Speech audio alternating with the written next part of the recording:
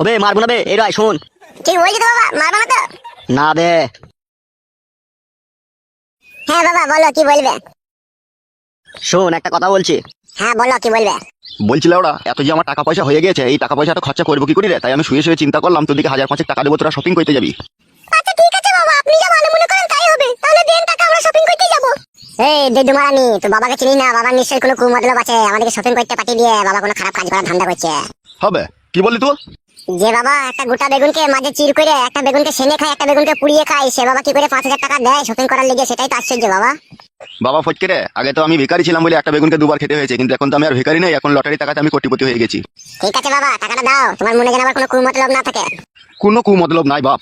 বেশ ঠিক আছে, দাও টাকা দাও। লাও ধরো, শোনা বাপ আমার ধরো। কোনো কুমতলব নাই তো বাবা? লে ধরবে শালো, ইঞ্চি পাকা ছোড়ালে ধর। ঠিক আছে দাও। কত টাকা আছে এখানে? 3,620 টাকা বে। দুটো 12 মুন্ডা প্যান্ট কিনা হবে তো বাবা? শুধু 12 মুন্ডা কি রে, এখানে বইয়ে সায়া শাড়ি ব্লাউজ তোর যা নিবি, চশমা ঘড়ি বেল মোজা সব হয়ে যাবে রে। বাবা টাকা দেওয়ার পেছনে কোনো কুমতলব নাই তো বাবা? বিয়াই আমার মাথা খারাপ করে দিয়েছি গো, তুমি যা হোক বলো, বুঝছে না। না না বাবা জামাই, তোমার বাবার অনেক টাকা পয়সা হয়েছে, উনি টাকা পয়সা নিয়ে কি করবে? তাই তোমাদেরকে দিল কিছু বাজারঘাট করে আনো, খাওয়া দাওয়া করো, একটু ঘুরে ফিরে এসো। ঠিক আছে শাশুড়ি মা, তোমার কথা বিশ্বাস করলাম। বাবা যদি বলতো না, বাবার কথা আমার একদম সন্দেহ সন্দেহ ভাব লাগে। চলো গিন্নি, চলো চান টান করে বেরিয়ে যাবো, চলো। হ্যাঁ হ্যাঁ এসো। বিয়ান কাজ হয়ে গেছে, বিয়ান কাজ হয়ে গেছে। তাহলে বিয়ান ওরা দুজনে বেরিয়ে যাক, ততক্ষণ আমি বেগুন গাছটা একটু জল দিয়ে নি, ওরা যেই যাবে আর আমরা পেছু পেছু গিয়ে মন্দিরে গিয়ে বিয়ে করে নেবো, ঠিক আছে বিয়ান? আচ্ছা ঠিক আছে, তাই হবে।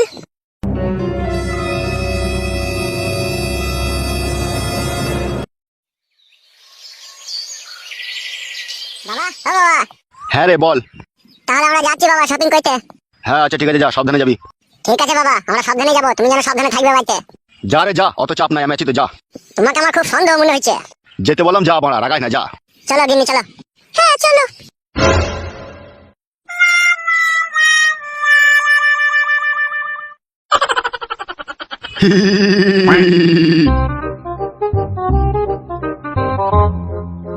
বিয়ান, তোমার মেয়ে আর আমার ছেলে দুজনে বাজার করতে চলে গিয়েছে, এবার চলো আমরা দুজনে গিয়ে বিয়েটা সেরে নিগা। চলে গেছে ওরা বাজার করতে? হ্যাঁ গো বিয়ান, চলে গিয়েছে। শোনো, আমি তোমাকে বিয়ে করতে পারি, কিন্তু তুমি আমাকে কোনোদিনও কখনো কষ্ট দিবে না তো? বলে বলে নাও ভালো আগে। কি জি বলো তুমি? তাহলে এতদিন তুমি আমার বাড়িতে থেকে তুমি আমাকে এই চিনলে তাহলে? না গো, আমি তো জানি তুমি আমাকে ভালোবাসো, তবু আমি একটা কথা বলে নিলাম।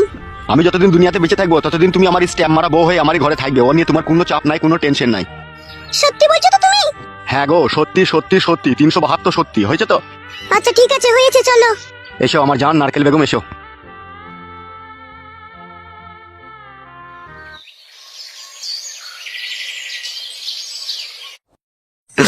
ও নারকেল বেগম, তুই কোথায় হারিয়ে গেলি নারকেল বেগম রে? দুদিন বেড়াইতে যাবার নাম করে তুই আজও ফিরে এলি না নারকেল বেগম রে। ও নারকেল বেগম আমার। কাকা তুই কান্দিস না বড়া, তোর কান্না দেখে আমার কান্না পাচ্ছে ওঠে। ভাইপো আমি অনেক দুঃখে কাঁদছি ভাইপো রে, ভাইপো আমার। তোর নারকেল বেগম কাকিকে আমি ডেলি 1 বোতল শালিমার নারকেল তেল দিয়ে ওয়াশ করতাম রে ভাইপো আমার। এ কাকা, সে তো আমি জানি বটে তুই কাকিকে নারকেল তেল দিয়ে ওয়াশ করতি, লেকিন তুই কান্দিস না কাকা, তোর কান্না দেখে আমারও কান্না পাচ্ছে কাকা রে। ওরে 9 বছর আগে আমার বউ মারা গিয়েছিল, ওই নারকেল বেগমকে পেয়ে আমি বইয়ের সবকিছু ভুলে গিয়েছিলাম রে ভাইপো আমার। আমার নারকেল বেগম আমাকে বললো আমি জামাই বাড়ি গিয়ে 2 দিন বেরিয়ে চলে আসবো রে ভাইপো। আগে 1 সপ্তাহ পার হয়ে গেল, আমার নারকেল বেগমের মুখ দেখতে পাই নাই আমি রে ভাইপো আমার। নারকেল বেগম, তোকে আমি পেয়ে জীবনের সমস্ত দুঃখ কষ্ট যন্ত্রণা ভুলে গিয়ে তোকে আপন করে নিয়ে সব সুখ ফিরে পেয়েছিলাম রে নারকেল বেগম আমার। নারকেল বেগম তুই কোথায় আছিস? নারকেল বেগম তুই বাড়ি ফিরে আয়, তুই বাড়ি ফিরে আয় নারকেল বেগম। এ কাকা তুই এত ভেঙে পড়িস না, আমি বলছিলাম নারকেল বেগমের বড় মেয়ের বাড়ি গেলে হতো নাই? হ্যাঁ ভাইবো, ভাইবো তো ঠিক কথাই বলেছিস রে। তাহলে উঠ লাউড়া, ওখান থেকে উঠ কাকা। তাহলে শুন কাকা, আর দেরি করিস না, তুই বেরিয়ে পড়। আর তুই নারকেল বেগমের বড় মেয়ের বাড়ি চিনিস তো? ওরে হ্যাঁ রে ভাইপো, আবছা মনে আছে, সেই বরযাত্রী যখন গিয়েছিলাম তখনই একবারই গিয়েছিলাম। ওরে হ্যাঁ রে কাকা, চো, কোনো চাপ নাই। তুই তো ওর বড় মেয়ের জামাইয়ের নাম জানিস তো? হ্যাঁ জানি ভাইপো, দিলীপ নাম। তাহলে চো কাকা, এখনই ট্রেন আছে, এই ট্রেনেই চলে যাবো, চো। হ্যাঁ ভাইপো চো, ভাইপো চো।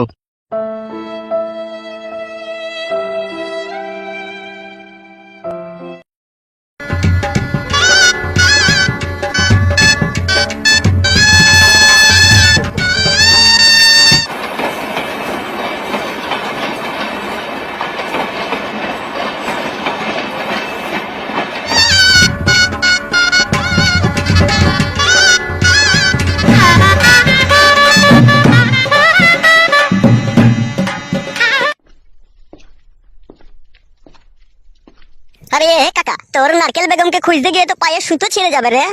কিচ্ছু করার নাই রে ভাইপো, নারকেল বেগমকে ছাড়া যে আমি অসহায় হয়ে পড়েছি রে ভাইপো। সে তো তোর জ্বালা বুঝতে পারছি রে কাকু। এখন দিলীপের বাড়ি কোন কোথায় আছে রে? সেটাই তো লেওড়া খুঁজছি, দেখতেই তো পেয়েছিস সব তো। ওই একজন একটা বাচ্চা আছে, ওকে জিজ্ঞেস করতো কাকু। এ কাকে দিবি তোর বোন, কাকে দিবি তোর বোন?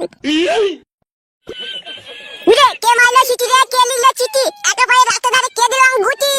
কাকা এই আবার কি গান গাইছে রে কাকা? সেটাই তো আমার মাথায় ঢুকছে না, এখন কি সব আজ গইবে গান হচ্ছে কি জানি। ও মা গো, চিটিং চিটিং। কে কাকা মুখ পানে তাকাইছে কে রে কাকা? বাপ শোনা মধু আমার, দিলীপের বাড়ি ছিল বাপ শোনা। কোন দিলীপ? দুটো দিলীপ আছে, একটা দিলীপ চোর আর একটা বউ পালানো দিলীপ। কোন দিলীপের কথা জিজ্ঞেস করছে কাকু? আরে ভাইপো, কোন দিলীপের কথা জিজ্ঞেস করবো রে? বলছি দুটো দিলীপ আছে রে, একটা বউ পালানো দিলীপ আর একটা চোর দিলীপ বলছি রে। ও দুজনেরই জিজ্ঞেস করো বাড়ি কোন জায়গায় আছে। এ কাকে দিবি তোর বোন? চুপ বাপ শোনা আমার, এখন গান বন্ধ কর বাপ, চুপ চুপ। বলো কাকু বলো, আমার হাতে সময় খুব কম, আমি খিচুড়ি আনতে যাবো স্কুলে। বলছি দুটো দিলীপের বাড়িটাই কোন জায়গায় বাপ, একটু ঠিকানাটা দিয়ে দেখে নি। ওই দেখো ওই অ্যালবাস্টারে চাল, ওইটা হচ্ছে বউ পালানো দিলীপের বাড়ি। আর ওর বাড়ির পেছনে আছে চোর দিলীপ। তাই নাকি ভাইপো? হ্যাঁ কাকা, ওই বাড়িটাই চল যাও। আচ্ছা আচ্ছা ঠিক আছে ভাইপো, ঠিক আছে। বলছিলাম কাকা, একটা বিড়ি দাও না কাকা। দূর গেল আছে, দামি বিড়ি খাই নেবে। চলো বে, বাড়ি দেখা নেই ভুলে নেবে। লির কাছে দেখা কাকু আমার। এলা শিল্পা, ও ঠিকই করেছে। উরো স্বামী নাইকো, উরো মাগ নাইকো। দুই মাগ ভাতারে বিধবা ছিল, বিয়েটা করে নিয়েছে। আমার মন বুঝে ভালোই হয়েছে। কি বলিস তুই? হ্যাঁ বোন, ঠিকই করেছে। ও রোজ রোজ ঝামেলা থেকে একদিনে ঝামেলা চুকিয়ে ভালো জিনিস তো। তা হ্যাঁ হে খগেন বাবু, তাহলে মিষ্টি ফিষ্টি কবে খাওয়াবে মনে করছো? তোমরা তো আমার পড়োশি গো, তোমাদেরকে মিষ্টি না খাইলে হবে? আমার ছেলে শপিং করতে গেছে, ফুটো ফুটো বাড়ি আসুক, তারপরে তোমাদেরকে মিষ্টি এনে আমি খাওয়াবো। হ্যাঁ তো খগেন বাবু, এই যোগাযোগ কি করে করলে গো তুমি? আরে রং নম্বরে এখন পটিয়েছে যত সম্ভব। কি বললে মারা? রং নম্বর লয়, এটা সেই নম্বর মারা। এটা আমার ফটকে ছেলের শাশুড়ি গো। ই মা, তওবা গালে গালি গলায় ধরে বিয়ান হয়েছে যে তোমার তাহলে? বিয়ান হয়েছে তো কি হয়েছে লাউড়া, বিয়ানকে কি বিয়ে করা যায় না নাকি? না না, ও ঠিকই করেছে। তুমি ঠিকই করেছো ভাই, তুমি বিয়ে করেছো ঠিকই করেছো। বলো ঠিকই করেছিল। এখন রাতের অন্ধকারে কার করে সায়ার বুঁদ কাটতে যাবে, দেখুন ধরা পড়ে মার খাবে। তার মানে বিয়ানের সাথে বিয়ে করেছে, ঠিকই করেছে আমার মন বলছে। এই দেখো, শারমিন ভাবি ঠিক কথাই বলেছে। তাহলে শোনো খগেন বাবু, কালকের মধ্যে আমাদের মিষ্টি খাওয়া চাই। পেয়ে যাবি রে মারা, আমি কি টাকাতে কম চেয়েছি লিখি? এখন ডিয়ার লটারির 1 কোটি টাকা এখন আমার ঘরে ভরা আছে, কোনো চাপ নাই, পেয়ে যাবি। যা কালকে বালতি করে মিষ্টি আমার ছেলে ফটকে দিয়ে আসবে যা তোদের বাড়িতে। ঠিক বলছিস তো খগেন, কালকে দিয়ে আসবি তো? অবশ্যই দিয়ে আসবো, আগে ফুল সহ্যটা করে নি তারপরে দিয়ে আসবো। যা তোর এখন যা, আমাকে এখন জ্বালাস না। হ্যাঁ গো, এখন চলো এখান থেকে। এখন নতুন বিয়ে করেছে, এখন চেক করবে, এই করবে, কত কি করবে। এখন চলো, পরে আবার আসবো। ঠিক ধরেছে ছোট ভাবি, ঠিক ধরেছে। তাহলে এখন আমরা আসছি ভাই, যেন মনে করে যেন মিষ্টি দিয়ে এসো। দুবো।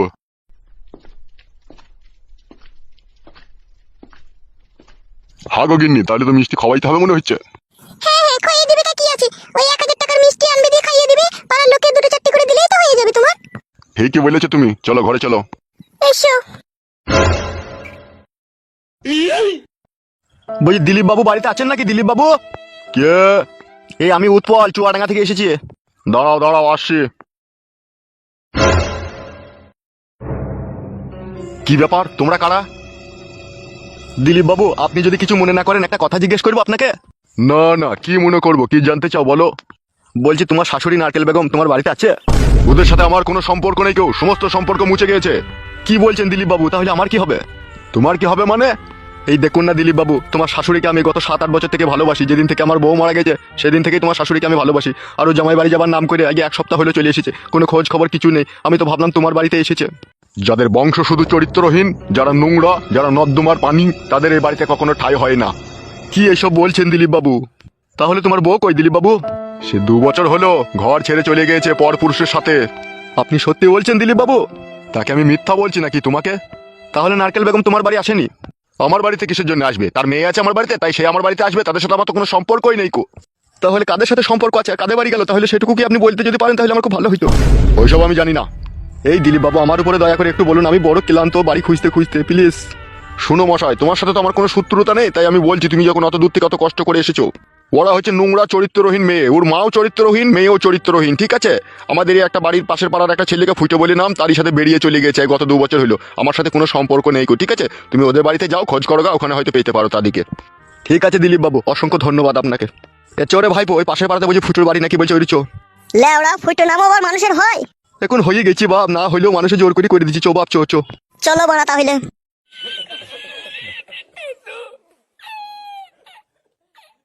কিরম ব্যাপার দেখ দেখিনি বড়া, এটা বুড়ো মানুষ, তাকেও সারেনি। সে হারামি মহিলা। মার মেয়ে দুটোই সমান। পুরুষ মানুষ দেখ